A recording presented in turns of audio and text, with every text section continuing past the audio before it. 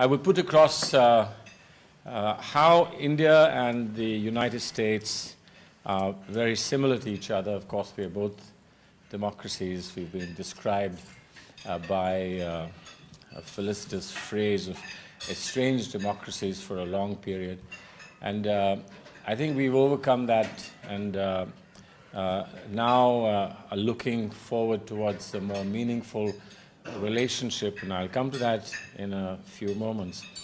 But while we are very much alike and we have shared attributes going back to the independence movement, and indeed the first support that we got in our independence movement came from across the seas, from the United States of America, and we've just been talking about the Gadar movement, of which there is a monument, I understand, here in San Francisco. But while we are very similar to each other and we share a common heritage in many ways, there are also some interesting differences. And I also want to give you one very small example about how we could be thinking differently simply because we speak a different language, or we speak the same language in different ways. That's not to say that I share Bernard Shaw's experience of believing that Americans have never spoken the English language, but I recall my grandfather was mentioned in my introduction. I recall his visit to an American university. It wasn't Stanford, unfortunately, many years ago. He was then about to complete his term as vice president of the country, and he'd been proposed by Mrs. Indira Gandhi to be the candidate for president. And it was during that presidential campaign, or such campaign as there was those days, that he tried to make up for a long-standing promise that he had made to the American university, Michigan I think it was, and made a quick trip. And when he was at the university, obviously the president of the university was delighted that he could come, and in his welcome address he said, Mr. Vice President, we are so grateful that you made a promise and decided to fulfill that promise, even though I believe you at home are running for the post of president. My grandfather replied that he was delighted to be at the university because his first love was education, and that any excuse to be at a university is something that he would look forward to. But he said, I must tell you one thing, Mr. President. In my country, we don't run for president, we stand for president. That was, and that tells you the difference between how we perceive things, opportunities in life, and how the American society looks at opportunities in life. Many years later, I was at a resort gathering in Goa with Ambassador Moynihan. And Ambassador Moynihan and I were walking along the beach, and I was telling him about an experience that I had with the Pakistani counterparts at the Geneva Commission for Human Rights. And when I got to the end of my story, I said, well, fortunately, they didn't table the resolution and everything went well. And he looked a bit puzzled, and he said, but how did it go well if they didn't table the resolution?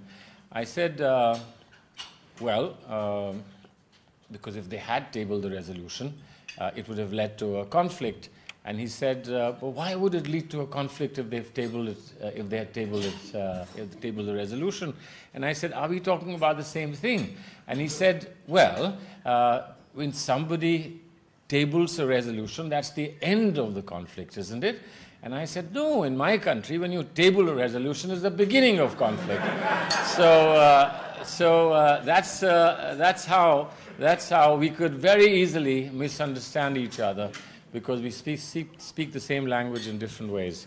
But anyhow, I think that we've had a wonderful day, and I believe that much of what was said, whether it was said in the American language or the British language or the Indian language, was well understood. And I must say that My only regret is that I've come here for such a short while. I should have stayed here for the entire period.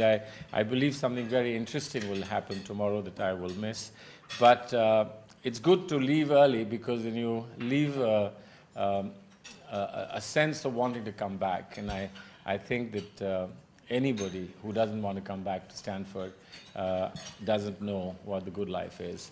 And I certainly would want to come back to SCID and Stanford. And then I'm taking some souvenirs back for my son, who was hoping to apply to Oxford, to Bloody Trinity.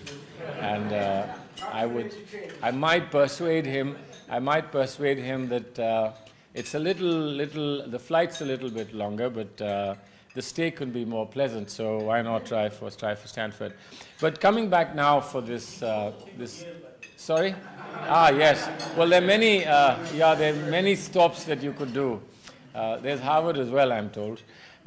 Anyhow, coming back to speaking on India, because I think your focus on India, and I think it is for us a great honor and a great delight that you focused on India's growth story, economics in our country. And I thought that I would say a few things about what India is today and what India can be in the years to come. We have clearly now between ourselves and the United States a strategic understanding, a strategic relationship, going back to the signing of the civil nuclear deal between India and the United States. We've also, I think, have begun to understand each other a little better in terms of what we see the world to be and how we would want to see the world develop. But I think we still haven't come entirely out of the shadow of the different worldview we had when we depended heavily on the Soviet Union, and the United States of America, of course, was uncomfortable about our dependence and our friendship with the Soviet Union. But what happened with us, of course, was the Soviet Union disintegrated, and our focus on the Soviet markets and the Eastern European markets, rupee trade, that suddenly disappeared, and we found ourselves out there having to fend for ourselves in difficult markets and very competitive markets, and therefore we had to change. We changed at a time of distress. We changed and we reformed our economy when we were in a state of distress. It wasn't necessarily a planned marriage. It was a shotgun marriage in a sense, because if we hadn't changed then, the other option was to perish, and so we changed. The only problem is that that danger passed, the danger of being confronted with the choice of perishing passed, and therefore we slowed down. And that's something that has not been understood in the West, certainly not been understood in the United States of America, as to why we can't move faster in terms of change.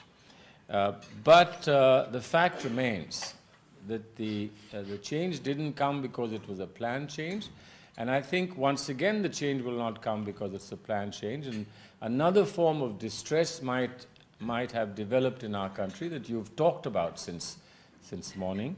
You've talked about distortions and corruption. You've talked about maladministration. You've talked about the difficulty of doing business in our country.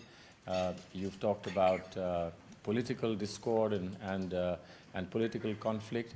But I have to tell you that this is a very small part of the reality of India. And the reality of India has to be understood from one interesting event that has happened recently in our country. And that was the arrival of Formula One. And I say this for a special reason. The person that one would have thought would take naturally to Formula One is someone who is young and iconic, who likes speed, who is who represents everything that one would like to see in a young person, and that's the young leader of my party, Mr. Rahul Gandhi, but he stayed miles away from Formula One. And I'll tell you why. But someone who you wouldn't imagine had anything to do with Formula One landed up to a shower of champagne bottles being popped, made her feel a little bit uncomfortable, but I thought she was in a celebratory mood, and that was the Chief Minister of my state of Uttar Pradesh. No friend of ours, but somebody responsible, certainly celebrating being responsible for the establishment of this new sport in our country. But that's where you learn something about India. Now, a lady who is known completely to be a grassroots leader, who believes in everything that is different from what we have here, what we have in the United States of America, what we have with modern economic reform, with modern institutions. She's against all that, and yet she turned up at Formula One. And she turned up driving on a road which is, I'm told, the best 6-lane highway in India, which again she's responsible for. And while she's responsible for that 6-lane highway, what have we been doing? We've been protesting about that highway. We've been saying that you didn't pay the farmer enough to take the land on which this highway is being built. Now, I don't know, go back to the founders of Stanford University, when the railroads were built, when the oil barons were striking oil in Texas, when American business was going out to explore Africa. There were a lot of questions, and if you read the historical books, there'll be a lot of questions about whether it was done in a just and fair manner, whether the legislatures here were free and independent in voting a new law or repudiating a law that was being suggested by someone. But what we do know is that there was a transition in your country, and we heard this transition repeated when President Obama became president, that in 200 years you move from the slavery laws to putting a black man in the White House, and that was that is a remarkable story. Now, that's something that we want to emulate, but we haven't done yet. But in this lady that I'm talking about, Ms. Mayawati from the Chief Minister of UP, something similar had happened, that someone who before the independence would have been prevented from entering into a temple, and who had to be given special affirmative help, what we call reservations, is today a powerful lady. By the way, for those who believe that men rule India, please count the number of women who are ruling our country. The leader of my party and leader of coalition alliance is Mrs. Sonia Gandhi. The leader and our main opposition in Uttar Pradesh, which is my state, is Ms. Mayawati. You go down to Tamil Nadu, a maverick, eccentric, remarkable lady who's trounced a very powerful political party, Ms. Jayalalitha. It's another matter that many of them are not married. You go to Bengal, and you have someone who's thrown out the communists after 30 years of uninterrupted rule, and that's Ms. Mamta Banerjee. There are many more ladies lining up. Delhi, the capital city, of course my Congress party rules Delhi, Sheila Dikshit. So something is obviously happening in our country. We've given 30% and 50% reservations in Bihar to women at the second and third tier of government. We still want to give them 30% or 33% in Parliament. The upper house has voted, but the lower house is still struggling to vote that reservation. But the fact remains that at every level, we have our speaker is a lady, our president is a lady, and very soon some of us are going to move amendments to have affirmative action for men in the country so that we can get a few offices secured for ourselves. But coming back once again to what has happened with F1, that here was somebody who's brought about a revolution in our politics and challenged establishment and created a new establishment. But while she was celebrating F1, the middle class, for whom this should have been the point for celebration and whose young people were jumping in and jumping out.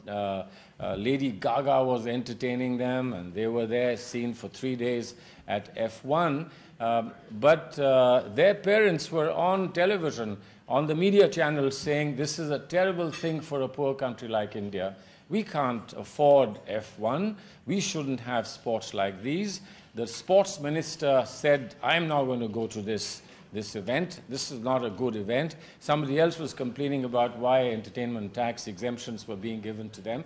And then the Supreme Court said, 25% of your earnings must be put in the kitty. We want to decide whether you deserve this entertainment tax exemption or not. So what would you make of India if I gave you all these facts? What would you make of India? And that's why I tell you, never pick one negative fact about India and think that's what the rest of India is all about. Look at the elephant and open your eyes, because with your closed eyes, somebody is going to say the elephant is like a rope, and somebody is going to say the elephant is like a fan. Somebody else will say the elephant is like a tree trunk. So open your eyes and see what the elephant looks like, because that's what the reality of India is. You can't just pick one particular dimension and say that's India, and I include corruption in this. So when we talk about corruption in India, please don't think that there is only corruption in India. There are a lot of other good things in India beyond corruption. But there is something about India that is causing corruption to be center stage. And that's happened because several events have happened in our country that have been termed as the greatest scams of the century. I don't want to get into a debate on this, but there may be a scam about the scam. The way we are handling this scam may turn out to be a bigger scam than the scam itself, and I'll come to that in a moment. But the fact remains that today we have a powerful and aggressive and robust media. We have a huge operating stage for economic opportunities, and therefore what could have passed off as a small scam a few years ago is today beginning to get magnified and look a much larger scam than before. And therefore, it seems like there is nothing else but scams. But the important thing is that many of these things that are happening here today in our country have to be understood about paradigm shifts that are taking place in how we look at economic institutions and economic relationships. Many of these things may lead to conclusion that they are unwarranted, unacceptable, and therefore need to be punished. Many of these things might in due course turn out to be some things that are treated as inevitable outcomes of changing economic relationships. And therefore, I would certainly suggest to SCID that if you want to look at India closely and more carefully, of course economics is very important, and economic institutions by themselves are very important. Inflation is important, growth strategies are important, bonds are important, banking institutions are important, but looking at economic analysis of law and looking at economic laws of the country is going to be a very rewarding exercise, both for you as well as for us at our end. Many of our judges are not familiar with the American tradition of economic analysis of law. There's a very rich tradition in the United States of America of economic analysis. And economic analysis of law is very different from the kind of analysis of law we have, or the kind of approach that we have, which goes back to the British traditions, which are based on a mix of morality and statements of law made by Parliament, But our courts, of course, have gone far beyond, and our courts have introduced something unknown to the rest of the common law world, which is public interest litigation. And public interest litigation means that the courts can do anything at any time. The investigations that are taking place in the 2G scam by the Supreme Court or under the auspices of the Supreme Court are being done in a matter which was taken up as a public interest litigation. When you take some matter as a public interest litigation, then the standard rules of law of locus standi don't apply, the standard rules of evidence don't apply, and the court then just applies its good sense and its desire to see justice be done.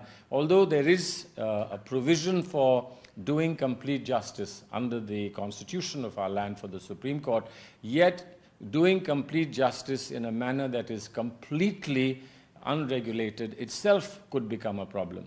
And therefore, to put it very simply, there was a time when stealing a horse led to hanging because that was an economic analysis of an event that could have brought disaster to the economy of society if people were allowed to steal horses. But you wouldn't get more than 6 months in prison if you stole a horse, particularly if it wasn't a racehorse. They probably wouldn't even find time to try you for stealing a horse.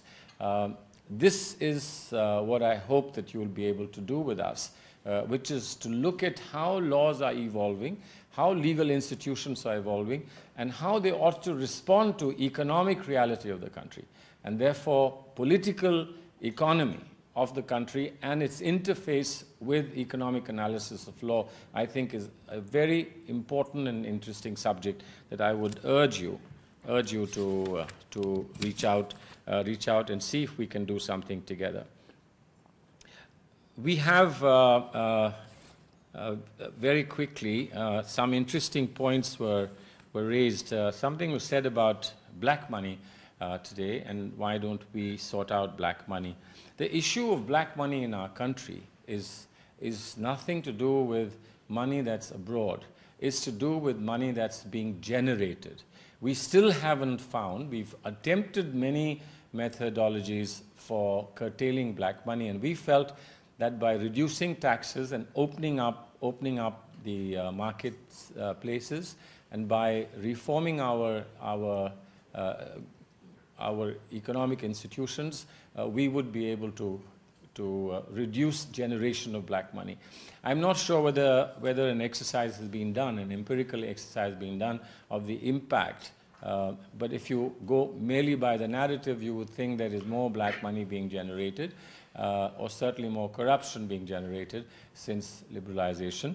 And if I was to just leave it at that, my friend Sitaram would be very happy that finally the Congress has seen the light of day. But we don't have enough empirical evidence. You can go by instincts. Their instincts tell you one thing, our instincts tell us another thing. And then, of course, when politicians speak, you should, when Indian politicians speak, you should not just take their public statements to be their finally held position. You should take them into the lobby quietly and say, do you really mean that, or you mean something else? And you will find that that little bit about tabling the resolution will come back. That we mean something else when we say what we say, and we say something else when we mean what we want to mean. So learn to decipher that. It's very important. You'll be very successful in India if you learn to decipher that when we say we're not hungry, it means we want to eat. And when we say we've eaten a lot, it means we are really starving. And when you offer somebody extra food, he will always say no by keeping his hands far apart and never cover his plate like that. So these are things that you must learn. You must learn about how Indians conduct themselves in interpersonal relationships. But coming back to black money, our challenge is not so much bringing the money that's abroad, but our challenge is to somehow clip that source from where the money is being generated. And interesting things are happening on black money. I'm no expert on black money, but interesting things are happening. Our real estate market is growing, and a lot of very good companies in real estate are now professionalizing, and some of them, I'm told, on good authority, are converting white money into black money. Whereas in the past, they were all converting black money into white money. And there are various methods by which you can do it. If you don't know, NK will tell you, because he's been in government chasing people who have black money. And they say that we are converting white money into black money because we can sell our flats and our buildings and our real estate in white money, and everything is done professionally, everything done in documents, and payments are made by check. But there are many other things we have to do for which people will not take checks, and therefore we have to convert our white money into black money. And it's done by something called entry in account books, and this presumably is done by a reverse entry in account books. But that's something that we need to work on. As far as other issues are concerned, let me just flag a few for you, and then maybe we can do a few questions. One, simply India cannot be equated with China or with South Africa or Brazil. We are, at best, to describe ourselves, we would be a sui generis system and a sui generis country. What did the liberalization do for us? It did some very good things. It liberalized the economy, gave opportunity to people to do business and grow, but we haven't liberalized enough. That is true, and we heard that today. Our banking system, our insurance system, many of our decision-making procedures still need liberalization. The opening up the economy didn't necessarily open up other institutions, non-economic institutions, universities, and many more institutions that are important for society. What are the emerging trends today, demands in our country? There is significant demand for restructuring economic relations. People who've controlled natural resources are expecting greater return on them, and land is one such major natural resource. But land is not the only major natural resource. Water is another major natural resource, and we have to do something about water. In the present federal system, it is virtually impossible to handle the water crisis. We have qualified our federal system as far as environmental laws are concerned, done it consensually. The states have given up powers they had to the center, so that center can then legislate a standard legislation that applies across the country. We'll have to do something similar for other natural resources, but that's one area that we have to work quite hard. Equitable growth, demands for sharing in growth, which is only fair. Not only traditional demands, which were of, as I said, the former untouchables, people who are considered disadvantaged, affirmative action in our country seen as reservations, quota systems, rather than affirmative action that you've seen. We hoped to move from quota systems to affirmative action through the Diversity Commission and Equal Opportunity Commission, but we have a little problem.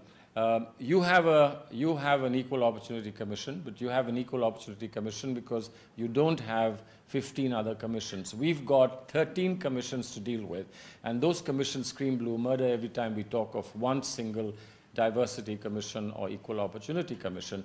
We have the Scheduled Caste Commission, we have the Scheduled Tribes Commission, we have the Backward Classes Commission, we've got the Denotified Classes Commission, we've got the Women's Commission, we've got the Minorities Commission, we've got the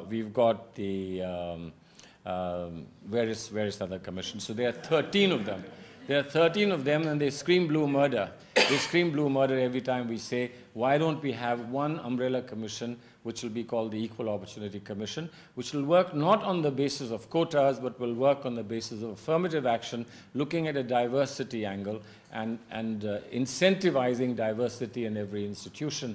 So today, the silos in which we try to give justice, those silos could gradually be broken down, and there would be one standard spectrum of justice being made available, looking at what kind of incentives or disincentives we require. We're still working on it. It's something that has been given to me as part of my mandate as Minority Minister to try and push, but as I said, we're having some problem.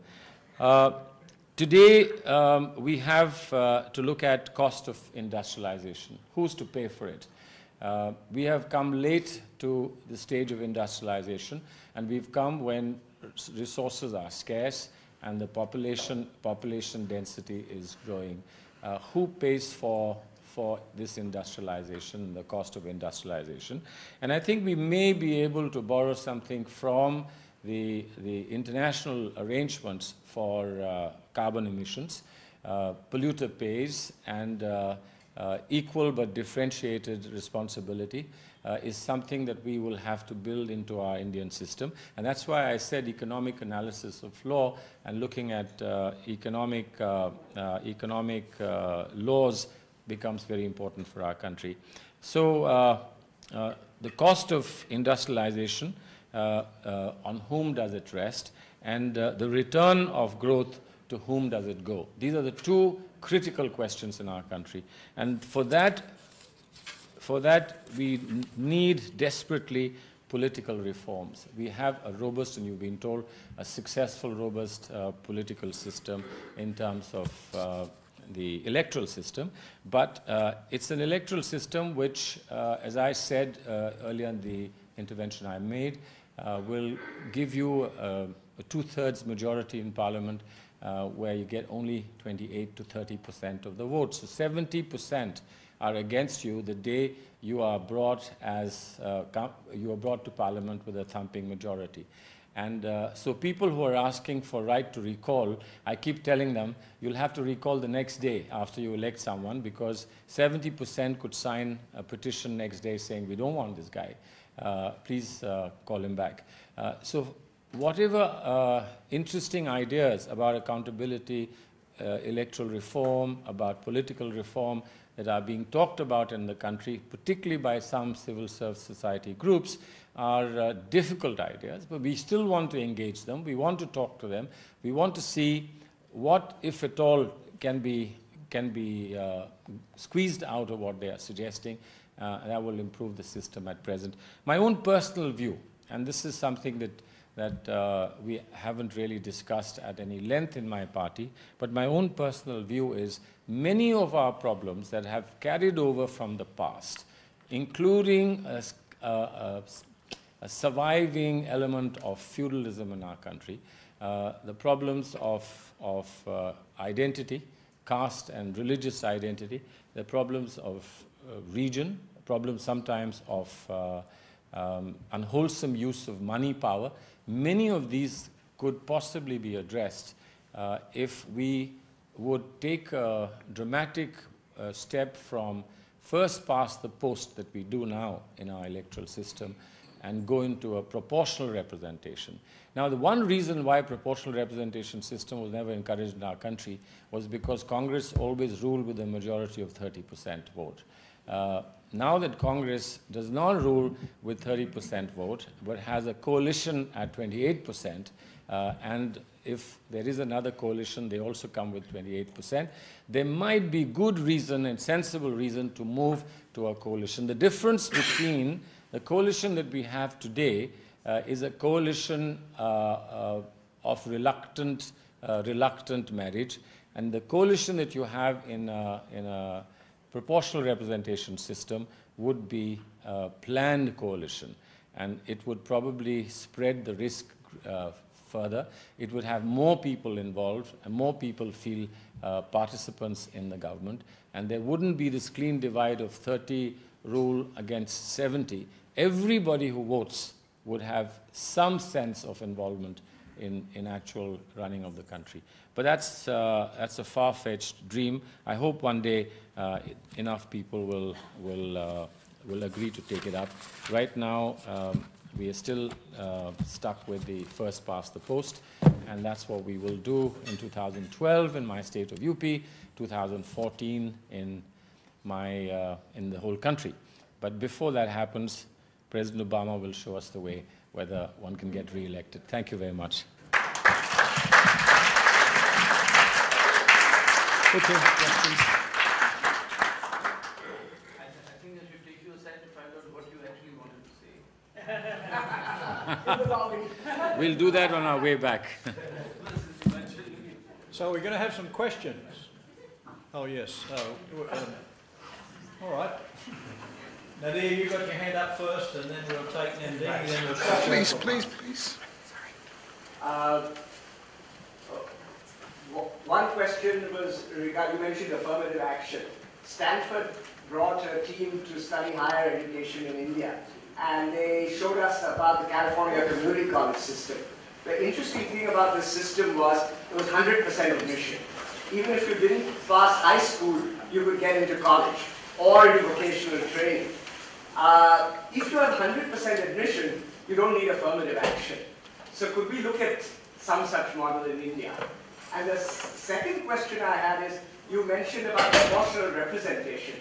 But the purpose of democracy, strictly speaking, is not to be fair, but to deliver a stable government without tyranny. And therefore, some degree of unfairness promoting stability is desirable. What do you have to say to that? You know, I hear General Musharraf was in Stanford last week.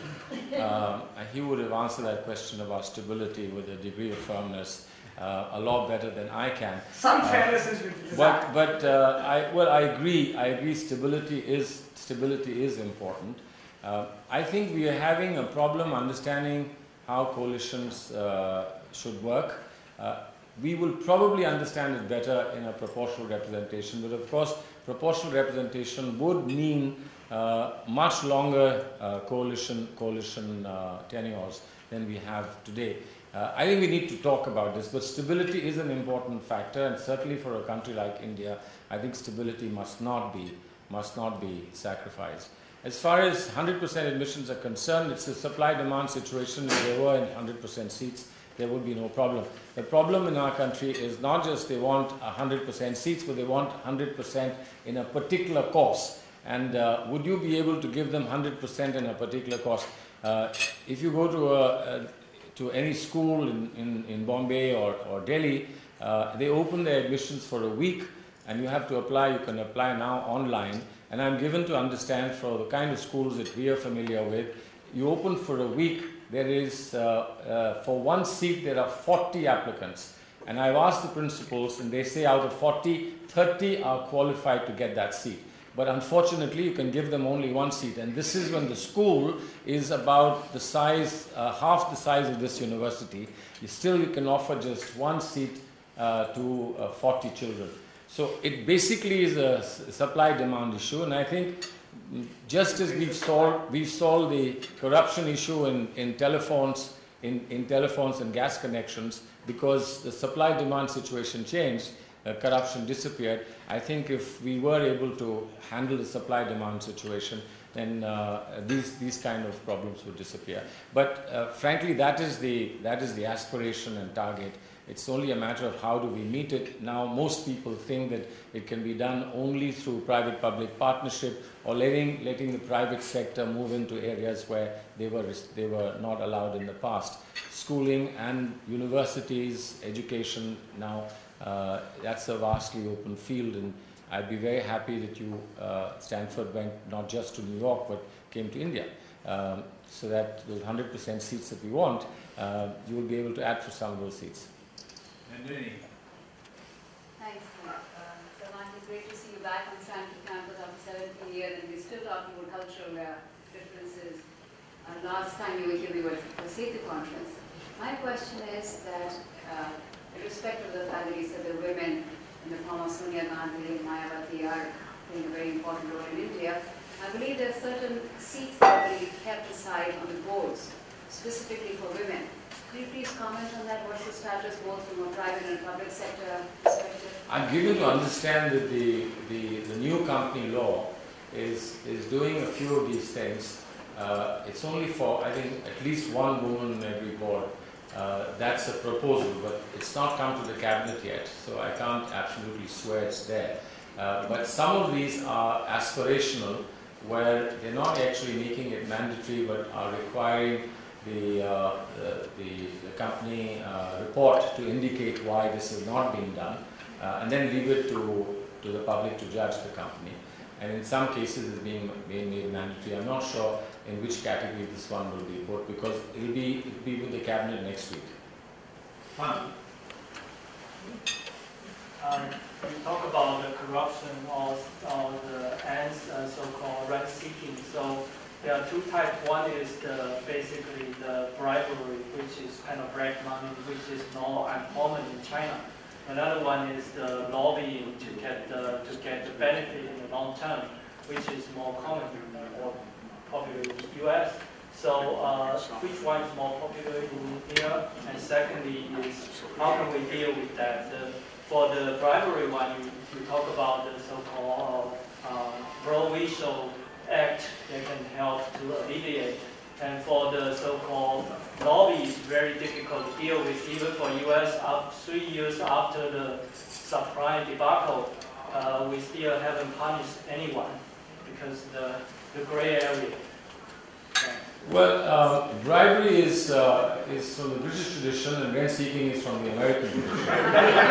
So it's much larger, right? It's much larger. Bribery is much smaller. We want to eliminate both.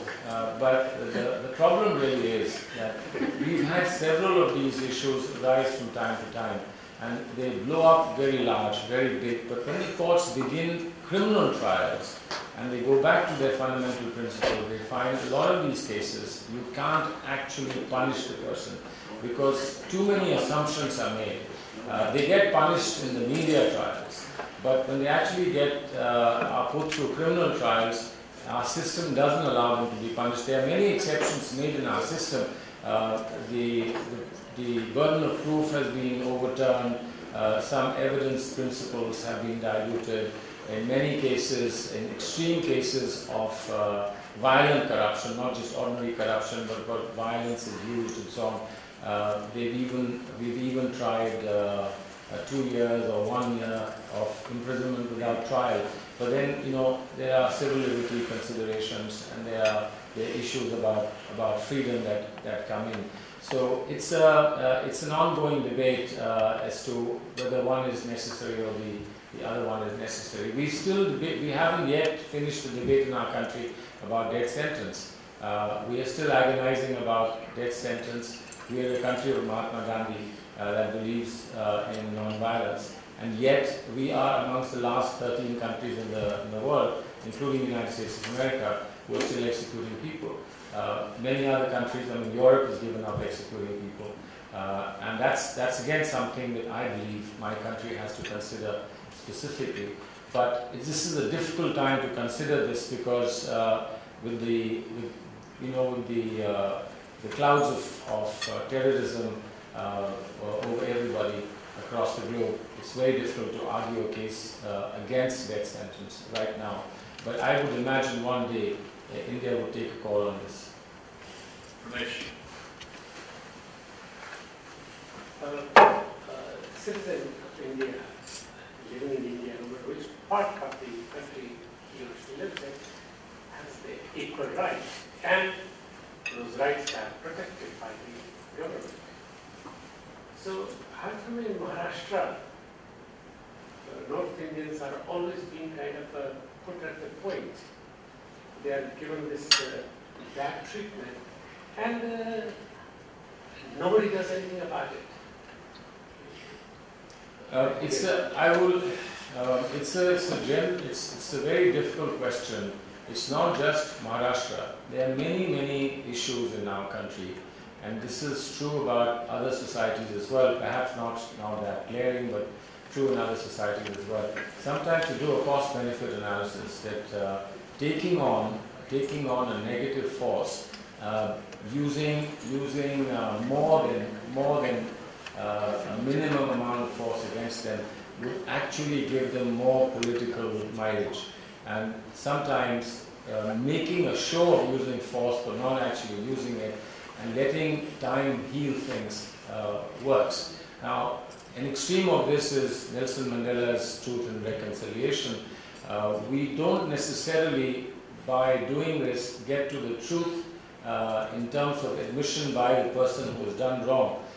We've had this problem in Gujarat, we've had this problem in Maharashtra, we've had this problem in other cases, in Maligaon and so on, various other places, where sometimes you make a difficult choice of cost-benefit analysis, of not disturbing the issue any further, because it will only excite greater hostility for the person that you want to protect, and give greater advantage to someone who wants to essentially run a fascist campaign against other people. But you just have to be careful not to let them go scot-free and not to make them into martyrs either. Very difficult decision, and I find that every district magistrate of a district or the chief minister of the state is very easy when you're on the outside to say he's not doing enough, but if you get into the hot seat yourself, you find it becomes difficult. And this is true everywhere. This is true for Mamata Banerjee as well. This is true for Nitish in Bihar as well. Should you take up every incident and take it to a logical conclusion, or should you wait for the right moment, right time to teach the person the lesson? These are very difficult political choices that you have to make, and it seems that sometimes the calculus is that you would be able to reconcile and calm feelings down if you want to push prosecution or push too much force against that person. But you just have to deal with it on merits from time to time. Some people will never be happy with this calculus. Some people are pragmatic and they would say, well, it's understandable, but don't let them go beyond the point. Draw a Lakshman Rekha and say, that's far enough further. So you just have to work this out from time to time. I have two more questions, and I think that will be the end of the evening's entertainment. But Anil, you're next. We're building on a reference to bribery, etc. The judiciary has recently been charged with 3 or 4 pretty high-profile cases. The judge from Bengal, the former Chief Justice of India. So what thoughts or plans do you have to reform or remedy that situation? Well, we've got the judicial accountability, judicial standards and accountability bill that's been approved by the standing committee, and we will bring it to Parliament during the winter session. But that is just the first step. I think we have to go further. And as I said, sometimes you have to go to the root of the problem. So to wait for something to go wrong and then impose accountability is perhaps not the best idea, but to ensure that better judges and greater scrutiny of the people who are appointed judges is done at the initial stage. Many of these judges who are creeping into the system are coming into the system because the appointment procedure is inherently flawed, and that's what we are working on. The Judicial Commission Bill is something that hopefully will resolve many of these problems, not entirely eliminate them. But we need some consensus. We are talking to all the parties. We need consensus on it, and to take the judges on board as well. It's a difficult balance between independence of judiciary and accountability. I don't think we should take it too easily upon ourselves to say we know better than the judges.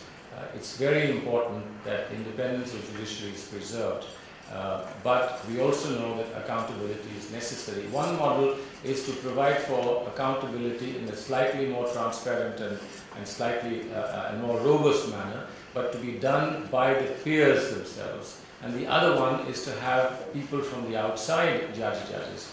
That's a little more difficult from my point of view, to have politicians judge judges rather than have judges judge judges. But this is something on which we will need consensus between various political parties. We still need to do that. And hopefully sometime next year we'll be able to win that bill as well. Vish, you're the last question. Oh, okay. So thank you very much. Thanks for very enlightening is about the economic analysis of law. And do you see, I mean, when do you foresee that that's going to change in India? Because mindless laws have been passed, and the impact of, the budget impact, courts are backlog, it's not, so when do you, I mean, do you see that? I think one has to have a little courage and clarity of mind, and we can get there. Now, for instance, we are taking a step towards quicker disposal of commercial matters. And commercial matters will now go to a special commercial bench. Matters above a certain level will go to a special commercial bench of the High Court. And there will be no appeal within the High Court itself. The appeal will lie directly to the Supreme Court. Now, some people think this is a retrograde step because they think that you're taking away an appeal in between and pushing everything to the Supreme Court, so the Supreme Court will have much more work. But on the other hand, we think, and we are trying an experiment of 2 judges listening to a commercial matter rather than 1 judge. Most people think that only one judge can hear a matter which is contested. Commercial matters are not like tutu meme matters. They are basically all an affidavit. And on those affidavits, you have to decide what is the correct view of the law. So we think 2 judges will be better than a single judge. And then the single judge appeal going to the 2 and then going to the Supreme Court. So we will dispose of important commercial matters quickly before 2 judges. There will be a single judge doing case management, putting the case in order, then placing it before 2 judges who will then hear the matter and dispose it of.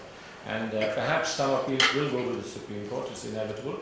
But then Supreme Court will also have a similar commercial bench that will dispose of the appeal quickly.